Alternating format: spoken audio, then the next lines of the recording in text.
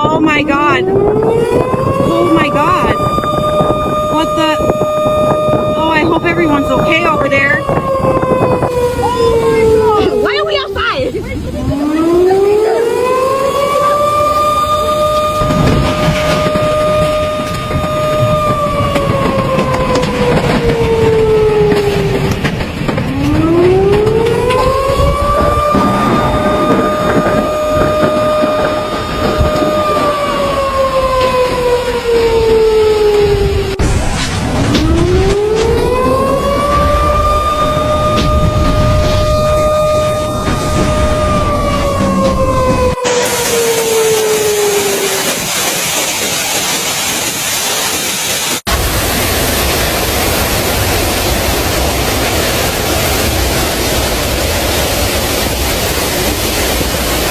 Oh my God.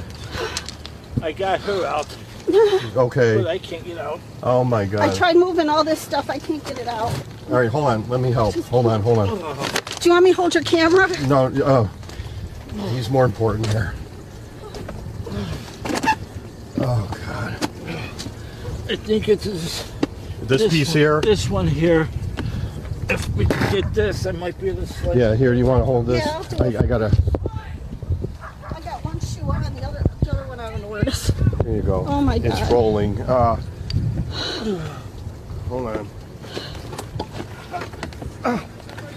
Yes! There. Yes!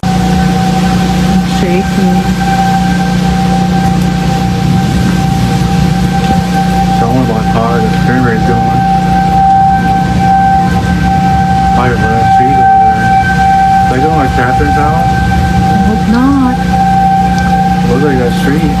Noong hapon at gabi ng Hunyo 11, 2026, isang mapaminsalang pagputok ng sunod-sunod na buhawi ang tumama sa Illinois at Hilagang Kanlurang, Indiana, na nag-iwan ng bakas ng mga gumuhong bahay, pumutok na linya ng gas, nasirang infrastruktura ng kuryente at mga komunidad na nabalot ng takot at trauma. Ang pinsala ay umabot mula sa malalawak na sakahang kapatagan ng gitnang Illinois hanggang sa masisikip na suburbonong lugar ng Hilagang Kanlurang, Indiana. Excuse me. Hi. He's a news reporter. He just come out and he was come over to help. One sec. All right, I'll let you. Hold on, wait, don't move. All right, you got it. All right, good. You guys are here. Oh my God, thank you so much. God bless you. Everybody is accounted for. No injuries at this time. At least everyone's alive. One sec. So we got a door back here we can put them on. Watch out for nails. See. Alright. What else?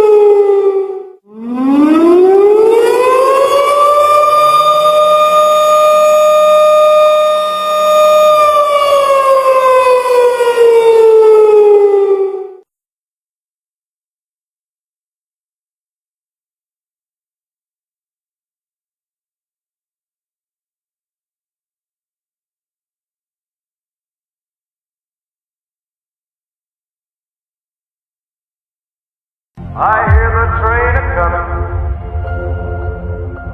It's rolling around the bend. And I ain't seen the sunshine. Ang nangyari sa loob ng humigit kumulang 6 na oras ay hindi lamang isang bagyo. Isa itong sunod-sunod na pag-atake ng maraming bagyo. Alon matapos alon ng umiikot na mga supercell ang dumaan na nagbunga ng kumpirmadong mga buhawi sa 12 dosenas na mga county sa isang sitwasyong inilarawan ng mga meteorolohista bilang isang partikular na mapanganib na pangyayari.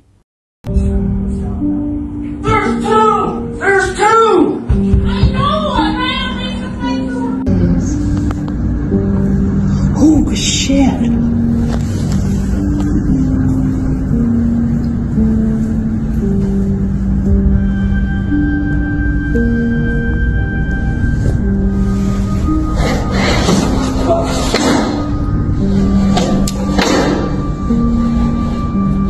goes that house. I hope no one was in that house.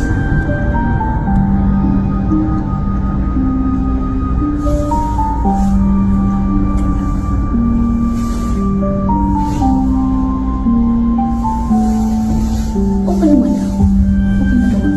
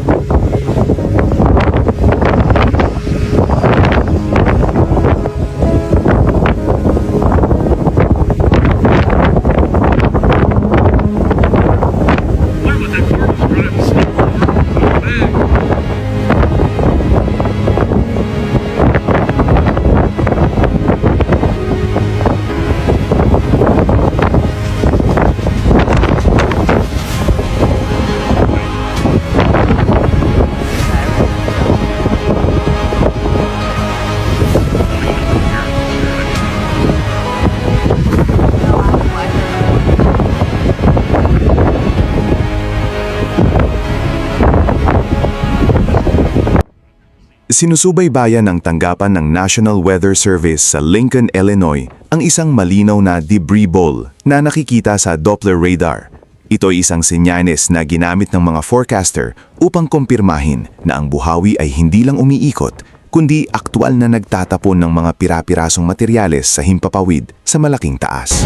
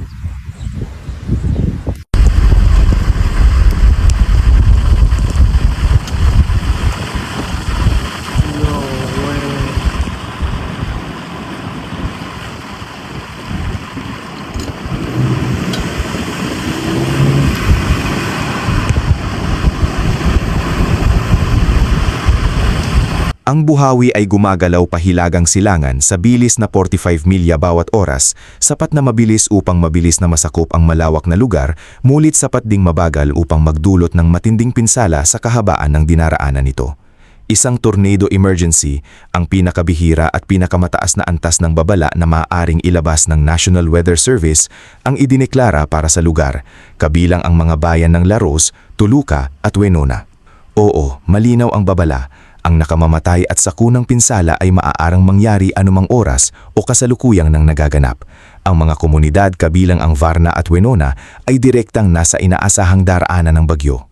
Nagpatuloy ang bagyo pahilagang silangan at nanatili ang emergency designation sa loob ng halos 1 oras bago ito ibinaba. Gayunpaman, nanatiling aktibo ang tag na particularly dangerous situation para sa mas malawak na rehiyon hanggang sa gabi.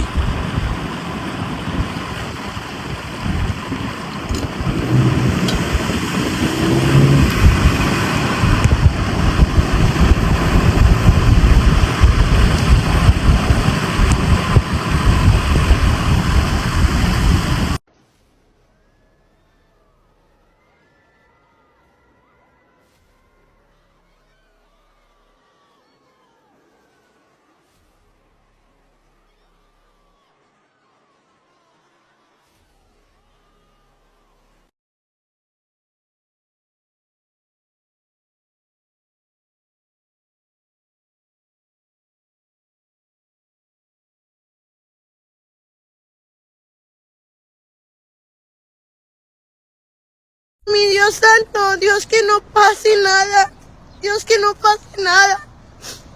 Yo aprecio mucho a mi abuelito, a todos mis...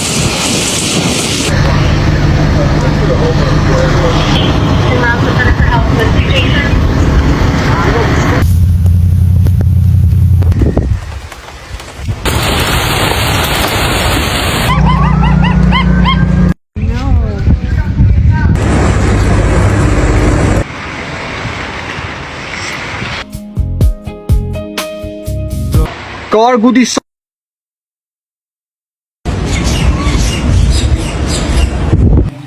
देखो ये नारवाल ऐसे बच्चे माशाल्लाह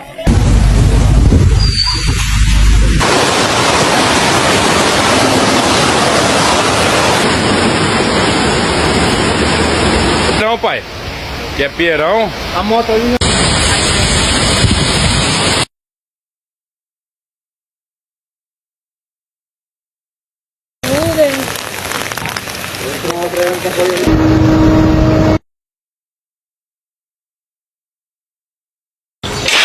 Nadira, Nath.